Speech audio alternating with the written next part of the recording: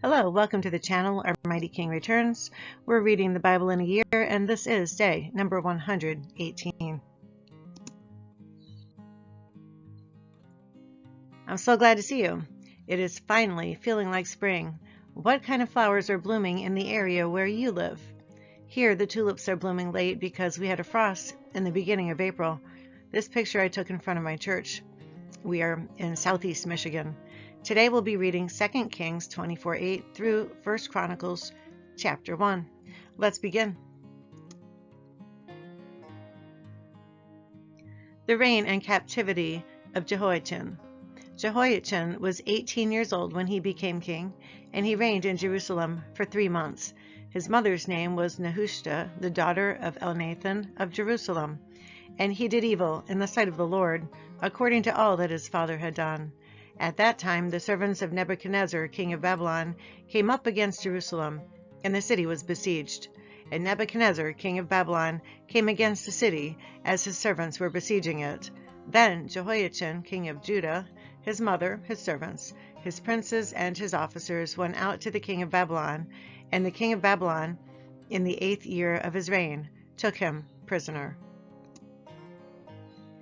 The captivity of Jerusalem. And he carried out from there all the treasures of the house of the Lord, and the treasures of the king's house. And he cut in pieces all the articles of gold which Solomon, king of Israel, had made in the temple of the Lord, as the Lord had said. Also he carried into captivity all Jerusalem, all the captains and all the mighty men of valor, 10,000 captives, and all the craftsmen and smiths. None remained, except the poorest people of the land. And he carried Jehoiachin captive to Babylon.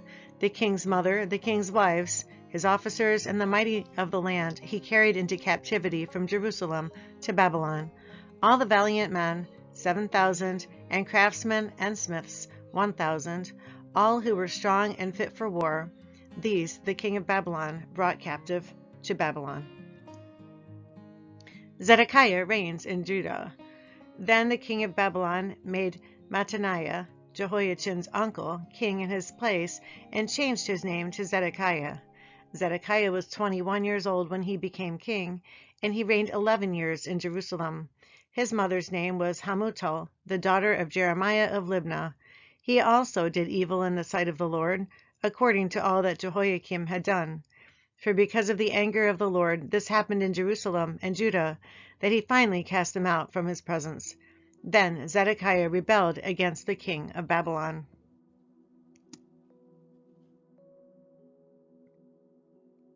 The fall and captivity of Judah, chapter 25.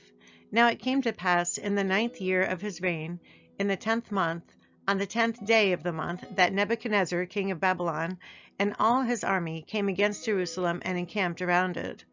And they built a siege wall against it all around. So the city was besieged until the 11th year of King Zedekiah. By the 9th day of the 4th month, the famine had become so severe in the city that there was no food for the people of the land. Then the city wall was broken through, and all the men of war fled at night by way of the gate between 2 walls, which was by the king's garden, even though the Chaldeans were still encamped all around the city. And the king went by way of the plain. But the army of the Chaldeans pursued the king, and they overtook him in the plains of Jericho. All his army was scattered from him. So they took the king and brought him up to the king of Babylon at Riblah, and they pronounced judgment on him. Then they killed the sons of Zedekiah before his eyes, put out the eyes of Zedekiah, bound him with bronze fetters, and took him to Babylon. And in the 5th month, on the 7th day of the month, which was the 19th year of King Nebuchadnezzar, king of Babylon, Nebuzaradan, the captain of the guard, a servant of the king of Babylon, came to Jerusalem.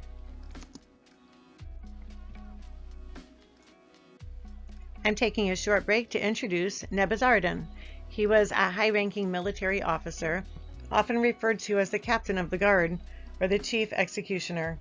His primary responsibility was to carry out the orders of King Nebuchadnezzar, particularly during military campaigns. Continuing with verse 9, he burned the house of the Lord and the king's house, all the houses of Jerusalem, that is, all the houses of the great, he burned with fire. And all the army of the Chaldeans who were with the captain of the guard broke down the walls of Jerusalem all around. Then Nebuzaradan, the captain of the guard, carried away captive the rest of the people who remained in the city, and the defectors who had deserted to the king of Babylon, with the rest of the multitude. But the captain of the guard left some of the poor of the land as vine-dressers and farmers. The bronze pillars that were in the house of the Lord, and the carts, and the bronze sea that were in the house of the Lord, the Chaldeans broke in pieces and carried their bronze to Babylon. They also took away the pots, the shovels, the trimmers, the spoons, and all the bronze utensils with which the priests ministered, the fire pans and the basins, the things of solid gold and solid silver, the captain of the guard took away. The 2 pillars, one sea, and the carts, which Solomon had made for the house of the Lord, the bronze of all these articles was beyond measure.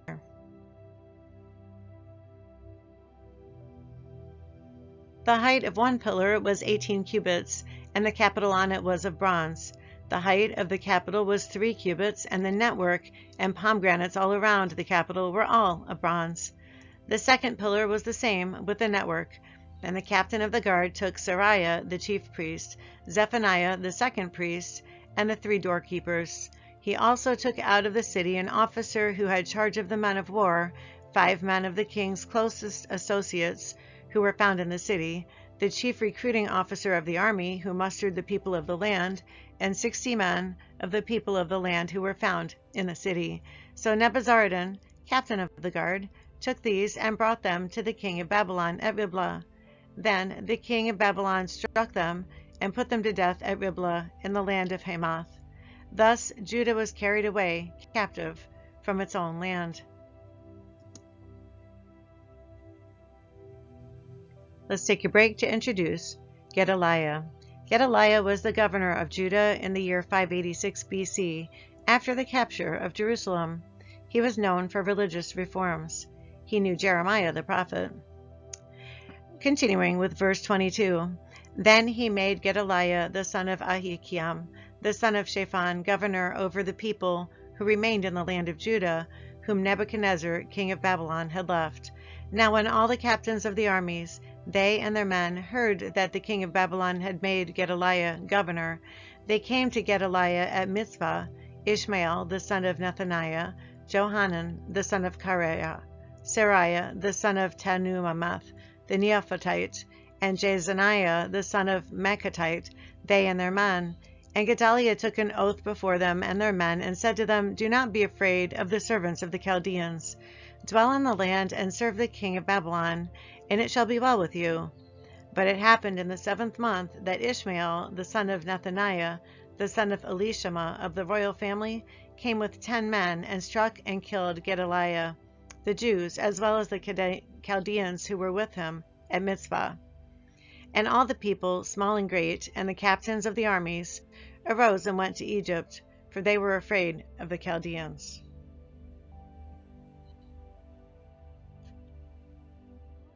Once again, to introduce Evil-Merodach. And he was king of Babylon from 562 to 560 BC, and he did building work in Babylon. And I'm continuing with verse 27, Jehoiachin released from prison. Now it came to pass in the 37th year of the captivity of Jehoiachin, king of Judah, in the 12th month, on the 27th day of the month, that Evil-Merodach, king of Babylon, in the year that he began to reign, released Jehoiachin, king of Judah, from prison. He spoke kindly to him and gave him a more prominent seat than those of the kings who were with him in Babylon. So Jehoiachin changed from his prison garments, and he ate bread regularly before the king all the days of his life. And as for his provisions, there was a regular ration given to him by the king, a portion for each day, all the days of his life.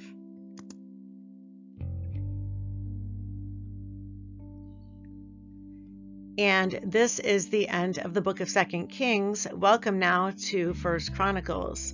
So there's a lot of names here. If I mispronounce any of these names, I do apologize. And let's get started with the family of Adam to Seth to Abraham. Adam, Seth, Enosh, Canaan, Mahalalel, Jared, Enoch, Methuselah, Lamech, Noah, Shem, Ham, and Japheth. The sons of Japheth were Gomer, Magog, Madai, Javan, Tubal, Meshech, and Tiras. The sons of Gomer were Ashkenaz, Diphthah, and Togarmah. The sons of Javan were Elisha, Tarshisha, Kittim, and Rodanim. The sons of Ham were Cush, Mizraim, Put, and Canaan.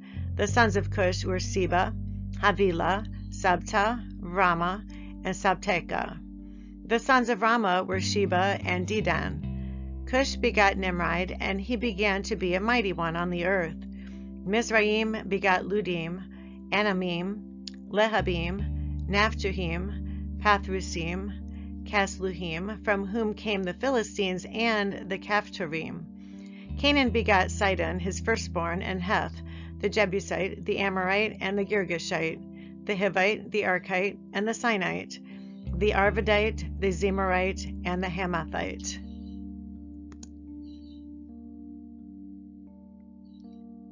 The sons of Shem were Elam, Ashur, Arphaxad, Lud, Aram, Uz, Hul, Gether, and Meshech.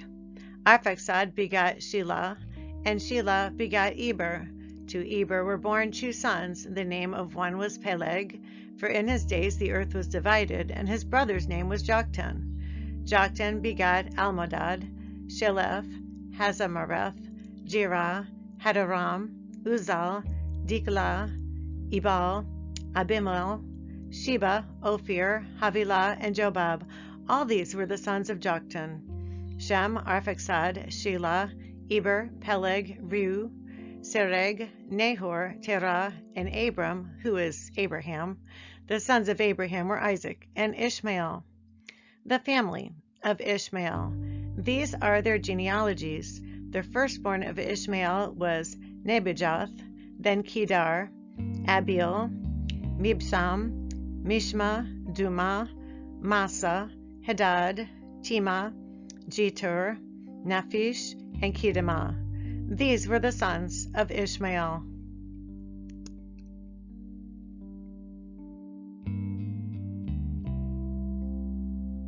The family of Keturah.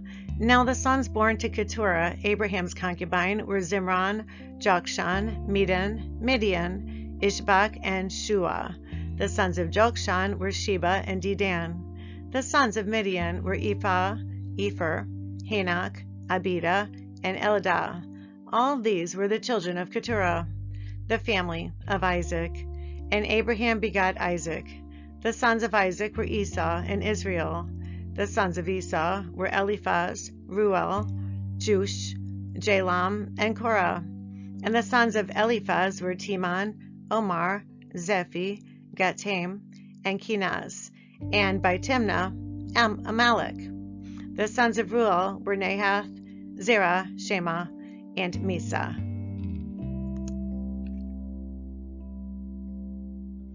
The family of Seir. The sons of Seir were Lotan, Shobal, Zibeon, Anah, Dishon, Ezer, and Dishon. And the sons of Lotan were Hori and Homam. Lotan's sister was Timnah. The sons of Shobal were Elian, Manahath, Ebal, Shiphi, and Onan. The sons of Zibeon were Ajah and Anah. The sons of Anah were Dishon. The sons of Dishon were Hemron, Ishban, Ithran, and Chiran. The sons of Ezer were Bilhan, Zavan, and Jekhan. The sons of Dishon were Uz and Aran.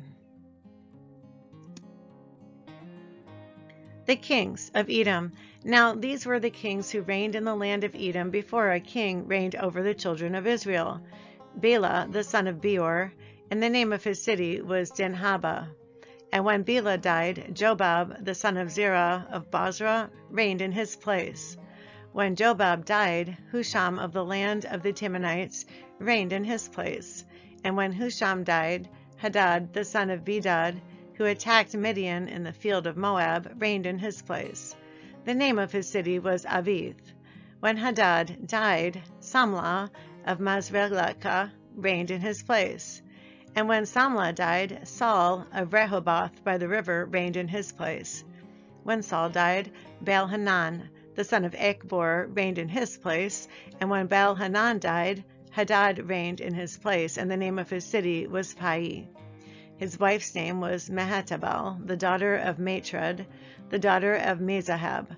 Hadad died also, and the chiefs of Edom were Chief Timnah, Chief Eliah, Chief Jetheth, Chief Aholibamah, Chief Elah, Chief Pinon, Chief Kenaz, Chief Teman, Chief Mitzbar, Chief Magdiel, and Chief Iram.